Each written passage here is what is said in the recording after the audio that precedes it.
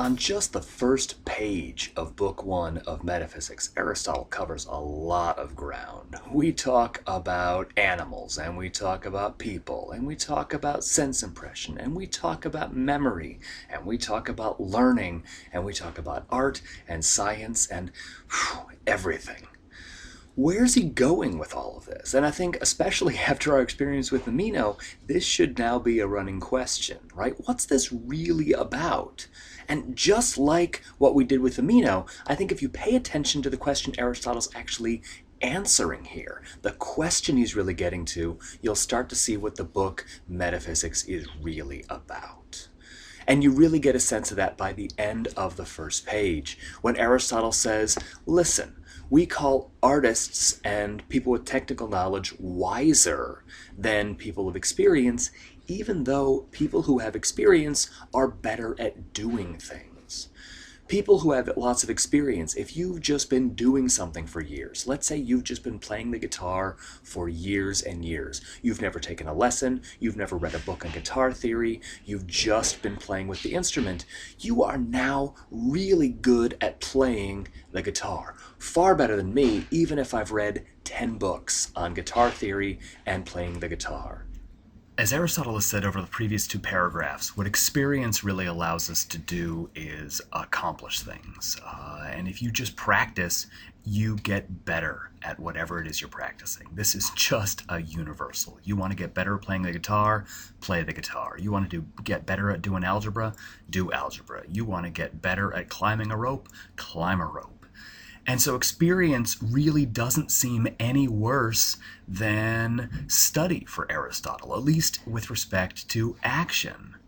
And so therefore, for practical purposes, experience is no worse than craft. By craft, he really means people who study something. If you take guitar lessons, or if you take cooking lessons, or if you take a math class, and you learn from a teacher, what is it you're picking up? Well, you've got this craft knowledge now, but with respect to actually doing it, notice none of that is going to take the place of good old-fashioned practice. Even if you take piano lessons, you're still going to have to practice that piano.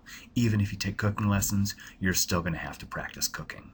And so certainly someone who only has experience and no lessons does a whole lot better than someone with lessons but no experience, no practice. Still though, Aristotle has spent several paragraphs setting up what he really wants to get to here, and that is, even if the person who has classes but no experience can't do anything, notice what they do have. They do have an explanation. They understand why things are done, and Aristotle says that's enough to make us call that person wise. Wiser even than someone who's very, very good at doing something, but doesn't really understand what they're doing. By the end of Book 1 of Metaphysics, then, Aristotle tells us that wisdom is knowledge of causes. Knowledge of causes because if I know why, I know the cause of something. Aristotle will finish Book 1, Chapter 1 by summarizing the real point to this whole chapter. Here's what he's been really getting at the whole time.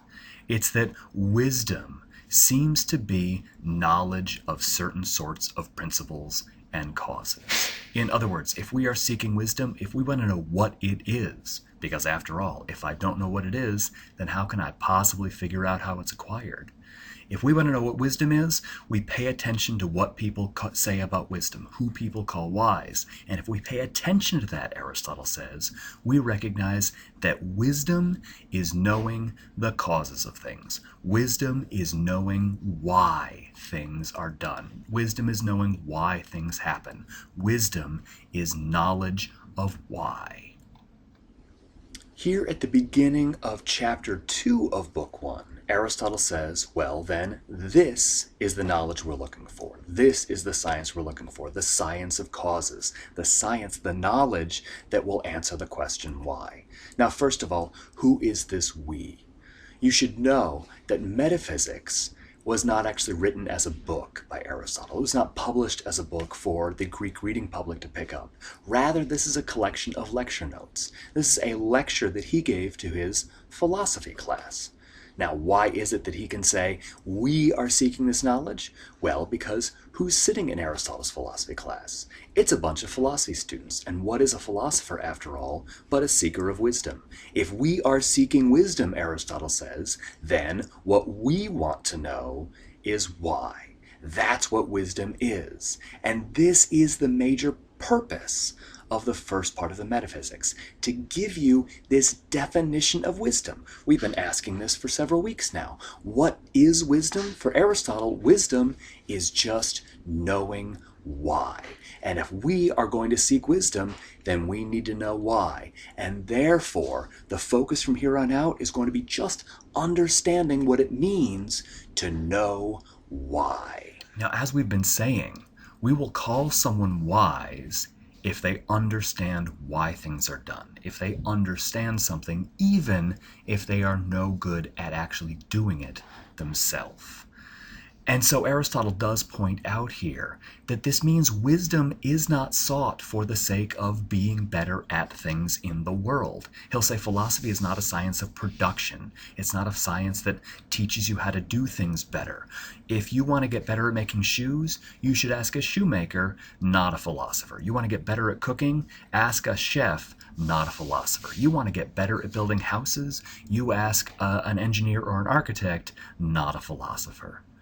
So we don't seek wisdom for the sake of being better at things, and in fact, we don't seek wisdom for any reason at all other than just to seek wisdom. Aristotle says this is something we do for its own sake. Now, an uncharitable way of putting this is that philosophy is useless. It doesn't accomplish anything. It doesn't make you better at anything. There is no reason to pursue philosophy other than just pursuing philosophy. But as Aristotle will point out, this makes philosophy a properly free pursuit. One of the things that it means to be human, after all, is we can do things. We seek things for their own sake, not just because we have to. An animal does everything because it has to do those things. We, as human beings, have the ability to seek wisdom as a higher calling simply because we want wisdom. So, we might say that philosophy is useless, but as Aristotle says here, that does also make philosophy the only free science. It is the pursuit of free people.